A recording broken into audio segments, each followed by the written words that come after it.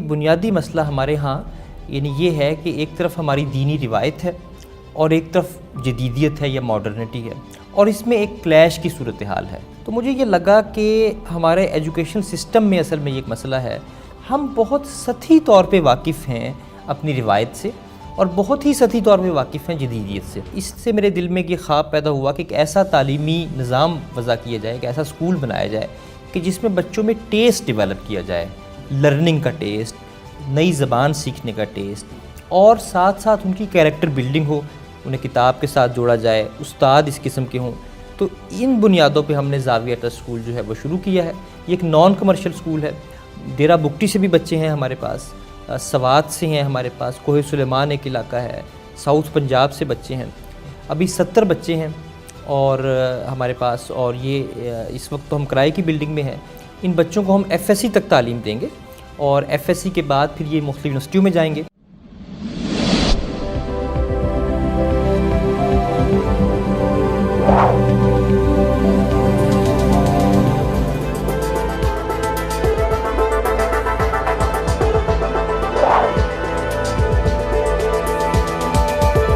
السلام علیکم ناظرین، میں ہوں علی رحمان خالد۔ آج جو شخصیت ہمارے ساتھ موجود ہیں وہ فاؤنڈر ہیں زاویہ ٹرسٹ اسکول کے۔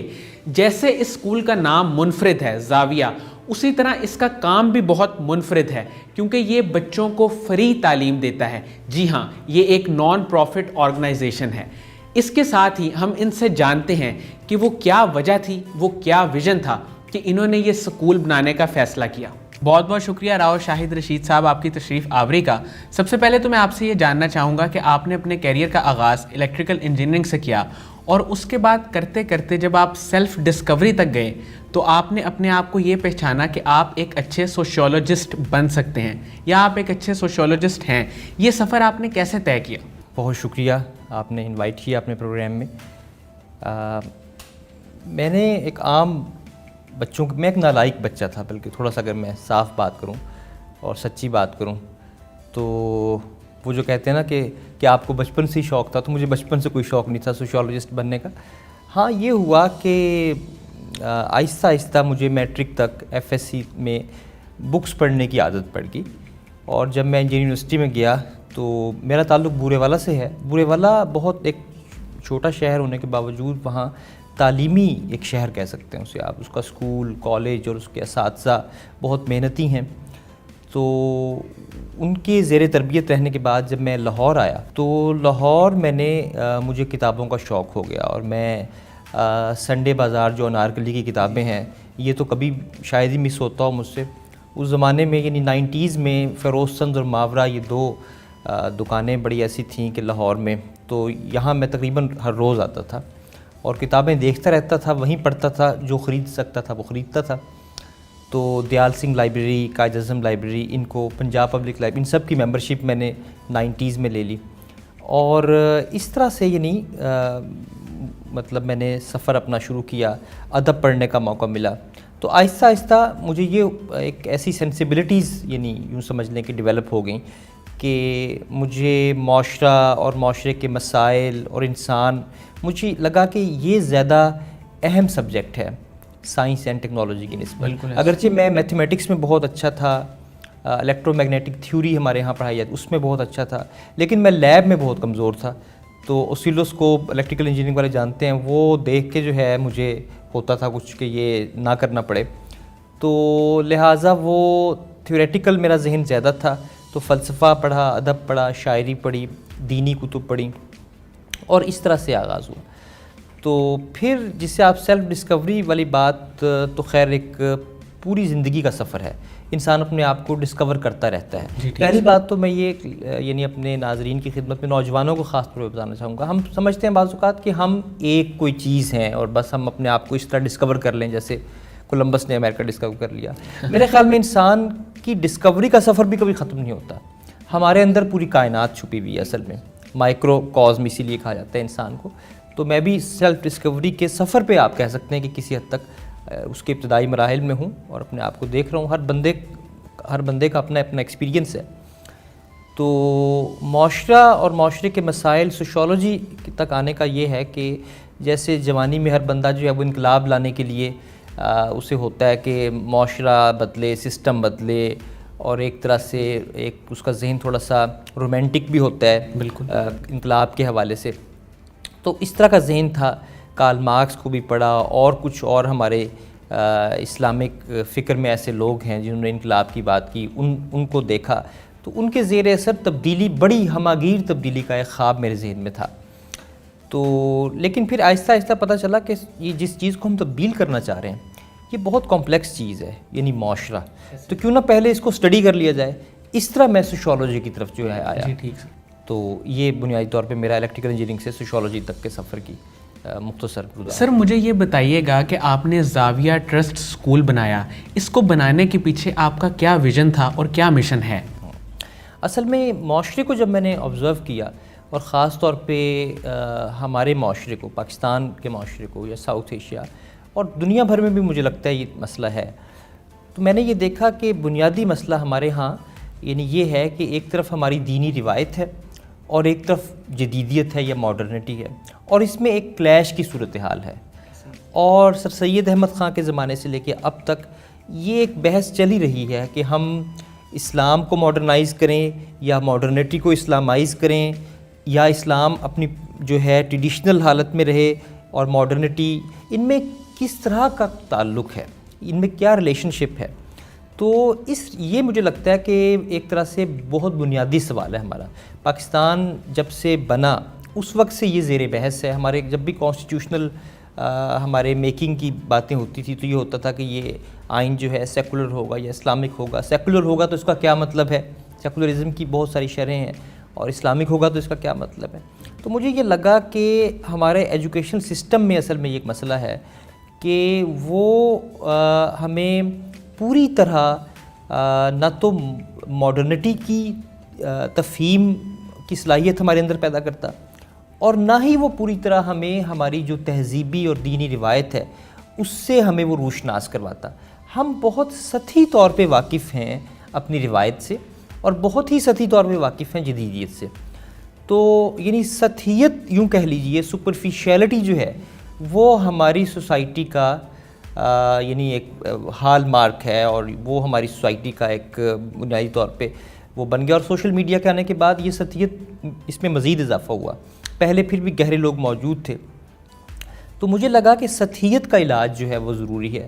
اور دوسری بات یہ ہے کہ سنتھیٹک ایک ایجوکیشن سسٹم ہونا چاہیے، انٹیگریٹڈ سسٹم ہونا چاہیے، جس میں بچہ اردو بھی بہت اچھی سیکھے، وہ غالب کو براہ راست پڑھ سکے، وہ جو ہے ہماری جو روایت ہے دینی اس کو، وہ شیخ سعدی کو پڑھ سکے، وہ رومی کو فارسی میں پڑھ سکے، اور وہ اب ہمارے لوگ رومی کو بھی انگلش میں پڑھتے ہیں. تو یہ جو ایک ٹریجڈی ہے، یہ جو ایک صورتحال ہے، اس سے اوپر، کیونکہ جب تک ہم براہ راست چیزوں کو پڑھنے کی صلاحیت نہیں پیدا کریں گے اپنے بچوں میں تو وہ ہمیشہ سطحی ہی رہیں گے.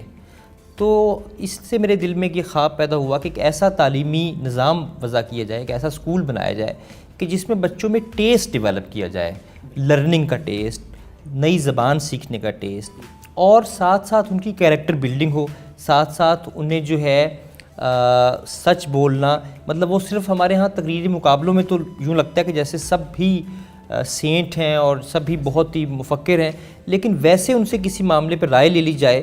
نمبر بھی بہت آتے ہیں لوگوں کے، میرے بھی بڑے نمبر آئے میٹرک ایف ایس سی میں، لیکن مجھے لگتا ہے کہ یہ جو نمبر بازی ہے اور یہ جو سارا سلسلہ ہے یہ بھی ایک طرح سے، اور پھر اکیڈمیوں کا ایک ایسا ٹیوشن سینٹرز ٹائپ ادارے بنے ہوئے ہیں، تو ہر شخص جلدی میں ہے اور جلدی جلدی تعلیم کر کے جلدی جلدی نمبر لینے کے بعد وہ جلدی جلدی چاہتا ہے کہ وہ کسی اس میں پہنچے. تو ایک اطمینان جس ماحول میں ہو، ایک ایسا تعلیمی نظام کہ بچہ آرام سے اس میں علم حاصل کرے، استاد کے ساتھ اس کا ایک تعلق ہو. ایک یہ بہت بڑا کرائسس ہے جسے میں نے اسٹڈی کیا کہ ہماری سوسائٹی میں جو تعلق ہے خاص طور پہ استاد کے ساتھ اور حتیٰ کہ والدین کے ساتھ بھی، یہ کم ہوتا جا رہا ہے. اور تعلق اصل میں بنیاد ہے لرننگ کی. یعنی آپ لاکھ کتاب میں پڑھ لیں، بلکہ کتاب سے بھی تعلق ایک ہوتا ہے. بالکل. تو اب سیمیسٹر سسٹم میں آ کے اب وہ چند ریڈنگز ہیں، یہ پڑھ لیا، یہ آرٹیکل پڑھ لیا، وہ آرٹیکل پڑھ لیا، نہ آپ کا کتاب سے تعلق بنتا، نہ آپ کا استاد سے تعلق بنتا. اور نتیجہ یہ ہے کہ ہم ایک سطحی پانی کے اندر رہتے ہیں ہمیشہ، اور اسی کو بحر بیکراں سمجھ رہے ہوتے ہیں، جوہر کے اندر ساری زندگی گزار دیتے ہیں۔ تو بس میرے دل میں یہی تھا کہ بچوں کی نشو و نما کا کوئی ماحول ایسا بنے کہ جہاں پہ ان کی ذہنی اور ان کی انٹلیکچول اور مورل جو ہے وہ حص جو ہے وہ بیدار کی جائے، انہیں کتاب کے ساتھ جوڑا جائے، استاد اس قسم کے ہوں۔ یہ اکثر سوال کیا جاتا ہے کہ ایسے اساتذہ کہاں سے آئیں گے؟ مانا کہ یہ ایک مشکل بات ہے اور اساتذہ کی بھی کمی، لیکن میں سمجھتا ہوں اساتذہ بعض لوگ ہیں ہمارے معاشرے میں جو کرنا چاہ رہے ہیں اچھا کام، اور وہ اگر ان کی صحیح رہنمائی کر دی جائے، اگر ادارے کا ماحول ایسا ہو تو ایسے لوگ مل سکتے ہیں کہ جو خود بھی اپنے آپ کو ڈیولپ کرنا چاہ رہے ہوں اور وہ آگے بچوں کو بھی ڈیولپ کرنا چاہ رہے ہوں۔ تو ان بنیادوں پہ ہم نے زاویہ ٹرسٹ اسکول جو ہے وہ شروع کیا ہے۔ یہ ایک نان کمرشل اسکول ہے، زیادہ تر بچے انڈر پریویلیجڈ ہیں، لیکن مڈل کلاس سے بھی بچے آ سکتے ہیں، اپر کلاس سے کوئی اس میں وہ نہیں ہے۔ ڈیرہ بگٹی سے بھی بچے ہیں ہمارے پاس، سوات سے ہیں ہمارے پاس، کوہ سلیمان ایک علاقہ ہے، ساؤتھ پنجاب سے بچے ہیں۔ تو یہ ان سب بچوں کو میں اپنے بچوں کی طرح پال رہا ہوں۔ ابھی 70 بچے ہیں اور ہمارے پاس، اور یہ اس وقت تو ہم کرائے کی بلڈنگ میں ہیں، لیکن آگے جو ہے ہم انشاءاللہ تعالیٰ اس کا پرپز بلڈ کیمپس بنانا چاہ رہے ہیں۔ ان بچوں کو ہم FSC تک تعلیم دیں گے اور FSC کے بعد پھر یہ مختلف یونیورسٹیوں میں جائیں گے، اور لیکن ایک رشتہ رہے گا ان کے ساتھ، ایک ایلومنائی بنے گی زاویہ کی، اور یعنی ایک یہ وہ لوگ بچے ہوں گے انشاءاللہ تعالیٰ جو تھاٹ لیڈرز بنیں گے، جو اپنے اپنے فیلڈ میں جائیں گے لیکن دین کی روایت کو بھی سمجھتے ہوں گے، عربی اور فارسی بھی آتی ہوگی، اور ان کے دل میں وسعت ہوگی۔ یعنی یہ بھی ایک مسئلہ ہے ہمارے ہاں کہ بہت سارے اسکول تو بن جاتے ہیں لیکن وہ کسی تنگنائی میں اپنے لوگوں کو لے جاتے ہیں، وہ ایک نیرو مائنڈنیس ان میں پیدا کر دیتے ہیں۔ تو یہ بھی ہم چاہ رہے ہیں کہ بچے جو ہیں وہ ان میں وسعت ہو اور پھر وہ نیک بھی ہوں اور ان میں صلاحیت بھی ہو۔ تو ان بنیادوں پہ ہم نے یہ اسکول شروع کیا۔ سر، ایک سوشیولوجسٹ کی حیثیت سے اگر میں آپ سے یہ سوال کروں تو بالکل ریلیونٹ ہوگا کہ آپ معاشرے میں سب سے بڑی پرابلم کیا دیکھتے ہیں، چاہے وہ ایجوکیشن کے حوالے سے ہو یا کسی اور حوالے سے، آپ بتائیں۔ میرے خیال میں ایک جو مسئلہ پچھلے کئی سالوں سے دیکھنے میں ہم سب اس کا شکار ہیں، میں بھی اس کا شکار ہوں، وہ یہ ہے کہ ہم ہر وقت شکایت کے موڈ میں ہوتے ہیں، ہم ہر وقت جو ہے وہ یعنی کمپلین کر رہے ہوتے ہیں، کوئی نہ کوئی ایک کمپلیننگ موڈ ہے۔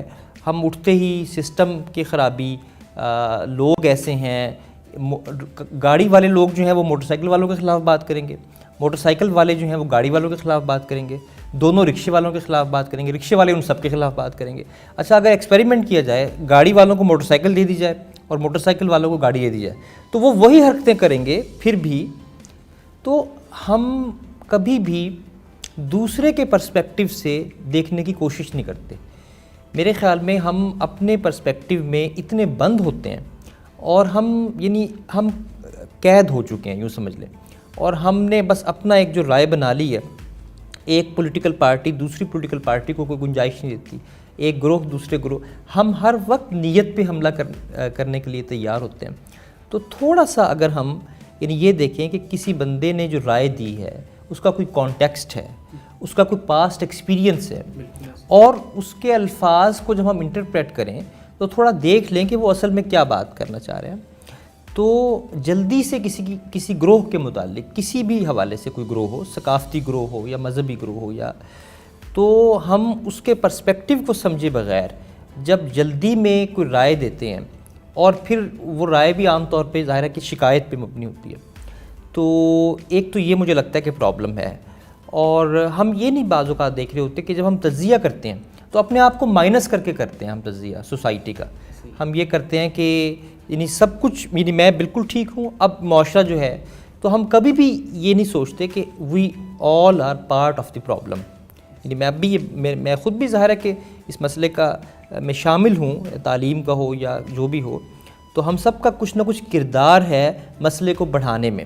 ہاں، اب بات شروع کریں کہ مسئلے کو حل کرنا ہے تو پھر کیسے کیا جائے، تو اس کا ظاہر ہے کہ ایک طریقہ ہوگا کہ میں ظاہر اپنی ڈیوٹیز دیکھوں کہ میری ڈیوٹیز کیا ہیں۔ ہماری یہ جو ماڈرن سویلائزیشن ہے اس کی بنیاد ہی رائٹس پہ ہے، ہر طبقہ اپنے لیے رائٹس اٹھاتا ہے کہ ایک تحریکیں چلتی ہیں، فلاں تحریک چل رہی ہے، فلاں گروہ جو ہے وہ اپنے رائٹس کے لیے تحریک چلا رہا ہے۔ تو تھوڑا سا یہ جو مائنڈ سیٹ ہے رائٹس والا، اس کو اس طرح بھی یعنی میرے خیال میں بدلنے کی ضرورت ہے کہ ہم یہ دیکھیں کہ ہم خود کون ہیں اور کیا کر سکتے ہیں اپنے لیے یا معاشرے کے لیے، اور دوسرے بندے کو کوئی تھوڑا سا ہم اس کے کانٹیکسٹ کو دیکھیں اور اس کے پرسپیکٹیو کو، جسے کہتے ہیں to step into the shoes, یا جس کے لیے ایک انگریزی میں لفظ ہم استعمال کرتے ہیں ایمپیتھی کا. تو ایمپیتھی کی ضرورت ہے میرے خیال میں ہمیں زیادہ ڈیولپ. سر اسلام سے زیادہ جدید کوئی مذہب نہیں. آپ اگر علم کے میدان میں دیکھیں، تدبر، تفکر، علم، ہر چیز کا اسلام نے ہمیں خود حکم دیا ہے. اگر آپ نبی کریم صلی اللہ علیہ وآلہ وسلم کی تعلیمات دیکھیں تو وہ تعلیمات ہمیں یہی بتا رہی ہیں اور یہی ہم سے کہہ رہی ہیں کہ اپنے آپ کو نکھارو، سنوارو اور آگے کی طرف لے کے جاؤ. تو پھر یہ کیا وجہ ہے کہ ہمارے ہاں دو پیرلل نظام چل رہے ہیں؟ ایک وہ مدرسے کا تعلیمی نظام ہے اور دوسرا وہ نظام ہے جو ایک ماڈرن ایجوکیشن کو ریپرزینٹ کر رہا ہے. اس گیپ کو کیسے ختم کیا جا سکتا ہے؟ بہت آپ نے صحیح نشاندہی کی، اور یہ بہت بڑی یہ المیہ ہے ان دو مختلف نظاموں کا چلنا، اور اس کے نتیجے میں دو مختلف طبقات پیدا ہوتے ہیں بالکل، جو ایک طرح سے کانفلکٹ سوسائٹی میں پیدا کر رہے ہیں. تو اور دونوں میں ایکسٹریمزم بھی پایا جاتا ہے، لبرل ایکسٹریمزم بھی ہے اور مذہبی ایکسٹریمزم بھی ہے. تو میرا خیال ہے کہ ایک ایسے لوگ بھی ہیں یعنی کہ جو ایسے اسکول اب بنا رہے ہیں کہ جو تھوڑا سا دینی روایت کے قریب ہیں، اور اسی طرح کچھ مدارس کے اندر بھی جدید علوم کو پڑھانے کی طرف رجحان جو ہے وہ ہے. یہ تجربات بھی ساتھ ساتھ ہو رہے ہیں. اور سر سید احمد خان کا بھی جو ماڈل تھا وہ اصل میں انٹیگریشن کا ہی تھا، لیکن وہ عملی طور پہ ہو نہیں سکا اس طرح سے، کوئی بھی اس کی وجوہات تھیں.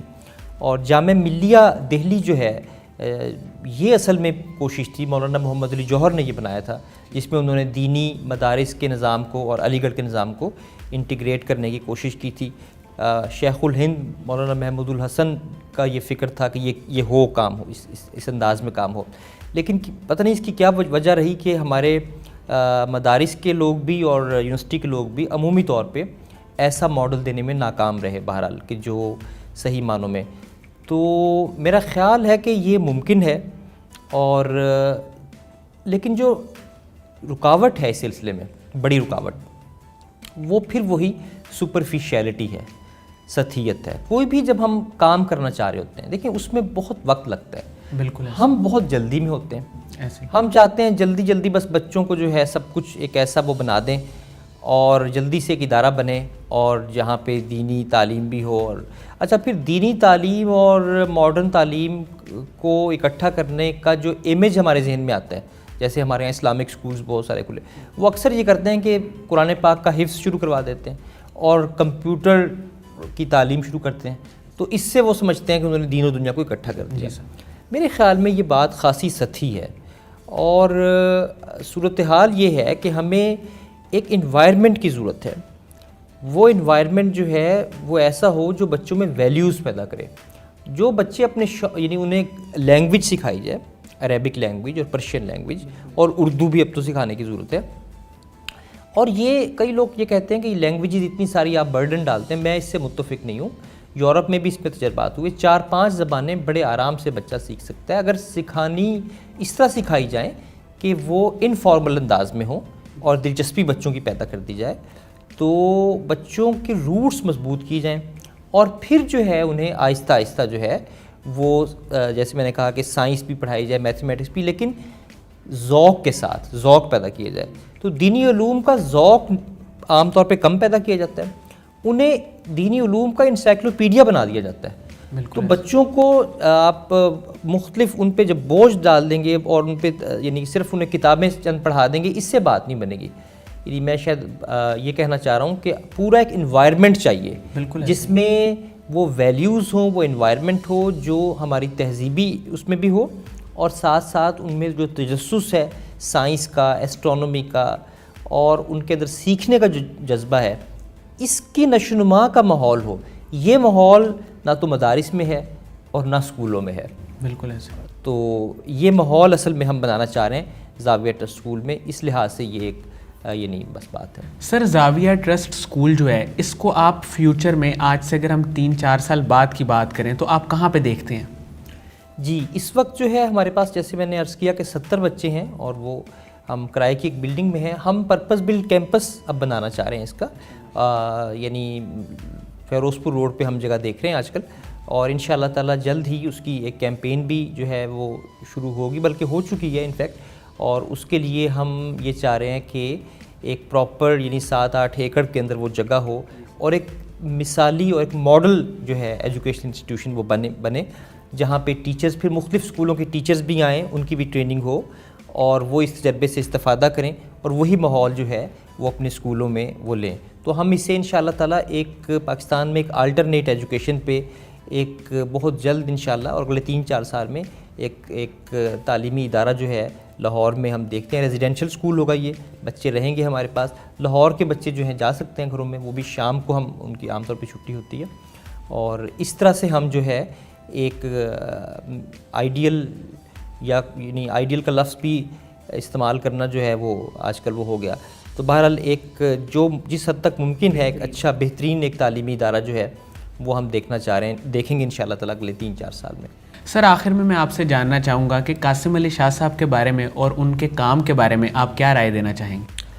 جی پہلی تو میں ایک اعتراف کرنا چاہوں گا۔ جی اعتراف یہ ہے کہ یہ جو سیلف ہیلپ ٹائپ کتابیں ہیں ان کے متعلق میری رائے کبھی بھی اچھی نہیں رہی، تو موٹیویشنل سپیکرز کا بھی مجھے یہ لگتا تھا کہ یہ مطلب لگتا ہے بلکہ کہ ایک طرح سے انڈسٹری سی بن جاتی ہے آہستہ آہستہ نا، اور وہ اسی طرح کی پھر وہ چیزیں آ جاتی ہیں، اور وہی بات سپرفیشیلٹی والی وہ بھی آ جاتی ہے، گہرائی نہیں ہوتی بلکہ چند اقوال زرعی اور چند وہ چیزیں جو ہے مخصوص۔